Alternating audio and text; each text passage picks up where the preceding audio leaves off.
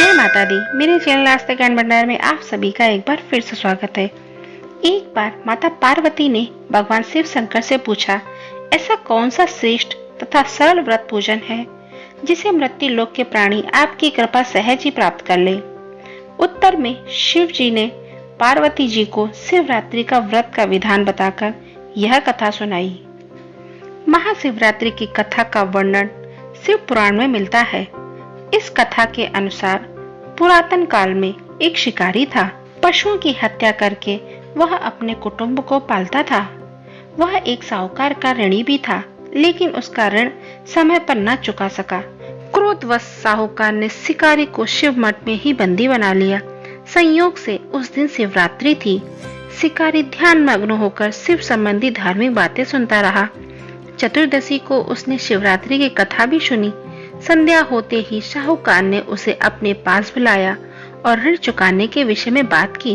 शिकारी अगले दिन सारा ऋण लौटा देने का वचन देकर बंधन से छूट गया। अपनी दिनचर्या की भांति वह जंगल में शिकार के लिए निकला, लेकिन दिन भर बंदी गृह में रहने के कारण भूख प्यास से व्याकुल था। शिकार करने के लिए वह एक तालाब के किनारे बेल वृक्ष पर पड़ाव करने लगा। बेल वृक्ष के नीचे शिवलिंग था जो बेल पत्रों से ढका हुआ था। शिकारी को उसको पता न था। पड़ाव बनाते समय उसने जो टहनियां तोड़ी थी वे संयोग से शिवलिंग पर गिरी। इस प्रकार दिन भर भूखे प्यासे शिकारी का व्रत भी हो गया और शिवलिंग पर बेलपत्र भी चढ़ गए। एक पहर रात्रि बीत जाने पर एक गर्भिणी तालाब पर पानी पीने पहुंची। शिकारी ने धनुष पर तीर चढ़ाकर ज्यों ही प्रतिज्ञा खींची। मृगी बोली, मैं गर्भिणी हूँ, शीघ्र ही प्रसव करूंगी। तुम एक साथ दो जीवों की हत्या करोगे, जो ठीक नहीं है। मैं अपने बच्चे को जन्म देकर शीघ्र ही तुम्हारे सामने प्रस्तुत हो जाऊंगी, तब तुम मुझे मार लेना। शिकारी ने प्रतिज्ञा ढीली कर दी और मृगी झाड़ियों में लुप्त हो गई। कुछ ही देर बाद एक और मृगी उधर से निकली। शिकारी की प्रसन्नता का ठिकाना न रहा।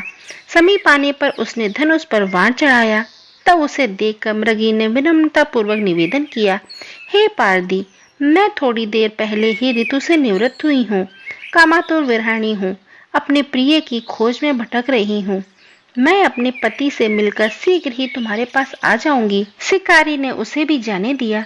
2 बार शिकार को खोकर उसका माथा ठनका। वह चिंता में पड़ गया। रात्रि का आखिरी पहर बीत रहा था। तभी एक अन्य मृगी अपने बच्चों के साथ उधर से निकली। शिकारी के लिए वह स्वर्णिम अवसर था। उसने धनुष पर तीर चढ़ाने पर देर न लगाई। वह तीर छोड़ने ही वाला था कि मृगी बोली, हे पारदी, मैं इन बच्चों के पिता के हवाले करके लौट आऊंगी। इस समय मुझे मत मारो। शिकारी हंसा और बोला, सामने आए शिकार को छोड़ दूं? मैं ऐसा मूर्ख नहीं हूँ। इससे पहले भी मैं 2 बार अपना शिकार खो चुका हूँ। मेरे बच्चे भूख प्यास से तड़फ रहे होंगे। उत्तर में मृगी ने फिर से कहा कि जैसे तुम्हें अपने बच्चों की ममता सता रही है, ठीक वैसे ही मुझे भी, इसीलिए सिर्फ बच्चों के नाम पर मैं थोड़ी देर के लिए जीवन दान मांग रही हूँ। हे पारदी, मेरा विश्वास कर, मैं इन्हें इनके पिता के पास छोड़कर तुरंत लौटने की प्रतिज्ञा करती हूँ। मृगी का दीन स्वर सुनकर शिकारी को उस पर दया आ गई।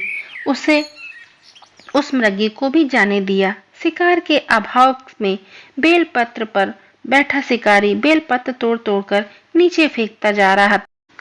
थोड़ी ही देर बाद एक हष्टपुष्ट मृग उसी रास्ते पर आया। शिकारी ने सोच लिया कि इसका शिकार वह अवश्य करेगा।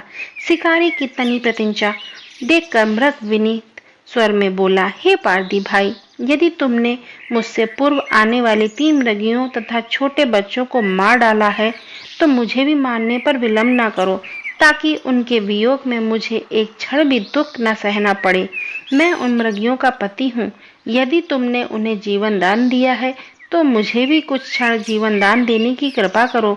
मैं उनसे मिलकर तुम्हारे सामने उपस्थित हो जाऊंगा।